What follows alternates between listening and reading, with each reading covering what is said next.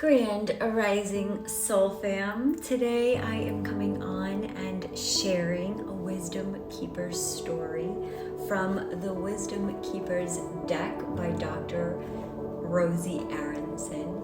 And today exploring Gene Key 33, which is the shadow of forgetting, the gift of mindfulness, and the city or the divine expression of revelations. So we've got the candle lit here, and this flame was going wild. So I'm excited to, maybe I'll put it over here actually, and see if we get some fun things happening with our flame. So here we go. So sharing this Wisdom Keepers story, just inviting us into a little moment of story time, of contemplation, of pause, just inviting in, bringing in a deeper breath, just a moment to kind of relax, know where to rush off to. Richard Rudd's quote says, "There's no situation on earth that cannot be used as a means to raise your frequency and open your heart to your inner divinity." So here we go, my wisdom story. My mother was an angry woman, always censoring my father, claiming to help him by telling him how to be, what to do. Most of the time, he just took it. But sometimes he'd explode, and it scared me. All I wanted was to get away from the tension and find peace.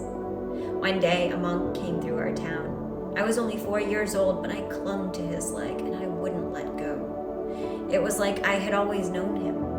He asked my parents for permission to take me with him to the monastery, and they agreed, even though I could see that it broke their hearts. I spent the next many years living in silence, living far away from people. My days were spent meditating and tending to the tasks of the monastery and trying to forget where I came from. All I wanted was to attain liberation and leave the world of illusion. I was a reserved man who most of the time felt safe, calm, and at peace. Until one week, for the first time since I was a young boy, my parents came to the monastery. My whole body recoiled, my heart raced, and I felt flooded by an intensity of feelings I had long forgotten. My teacher quickly stepped in. In a stern voice, he told me to be compassionate towards my parents and to tame my ego. In a way I'd never done before, I raised my voice in anger at my teacher, defending myself against attack as if he were my mother, telling me what to do, how to be. And suddenly, as the heat infused my cheeks, I remembered. The anger I felt wasn't about my teacher or my parents. This story I was living out, this suffering that flooded my whole body, was as old as time itself. So I watched my blood boil, and I felt my heart break.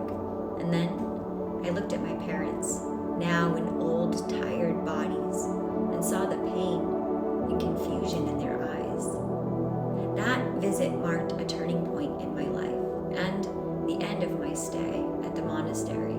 I was ready to remember and reclaim all that I was, am, and ever will be. It was time to return to the beautiful, messy world. My gift to you. I am here to help you remember and to release you from the prison of your emotional life. Even if you want to speed up enlightenment, you can't. So give yourself plenty of permission to think, to feel, to desire, to react, even to hide. Let nothing be forbidden. All I ask is that you be mindful of what you do. The first step in awakening is realize that you've been asleep. So do not try to change your patterns or passions, just recognize them. There I go again. Catch yourself forgetting your true nature and learn to feel increasingly comfortable with discomfort. In time, you'll naturally come to realize that something more wondrous than you can imagine is looking through your eyes, thinking through your mind, and living through your actions. In the end, all of life shall remember itself through you. And all that you'll experience in the revelation of is the revelation of the eternal now. Here are some questions for contemplation.